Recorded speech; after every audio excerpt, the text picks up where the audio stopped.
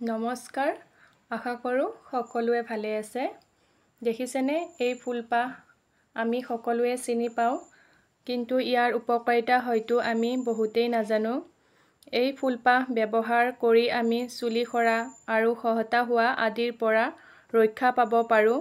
ইয়াক ব্যৱহাৰ কৰিবলৈ ফুল কেইপাহমান পানীত লৈ ভালকৈ হাতেৰে মোহাৰি ল'লে অলপ বিজলুৱা পেষ্ট এটা গঠন হয়। এইখিনি অলপ ধুনীয়াকৈ চুলিৰ গুৰিত মাছাজ কৰিলে চুলিৰ এই সমস্যাবোৰ নোহোৱা হয়।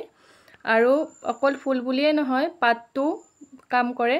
সপ্তাহত যদি 2-3 বাৰ মান লগোৱা হয়, ইয়াৰ সমস্যাবোৰ ধুনীয়াকৈ দূৰ হয়। সপ্তাহত এবাৰ লগালেই নহ'ব, 2-3 বাৰ লগাবলৈ লাগিব। আপোনালোকেও ট্ৰাই কৰি চাবচোন। মই নিজে ব্যৱহাৰ কৰি মোৰ চুলি সৰা সমস্যাৰ পৰা পৰিত্ৰাণ পাইছোঁ আৰু চুলিখিনি ক'লা হোৱাতো সহায় হয়। সেয়েহে আপোনালোকৰ লগত শ্বেয়াৰ কৰিলোঁ। আৰু আজিলৈ আহিছোঁ। নেক্সট ভিডিঅ'ত লগ পাম।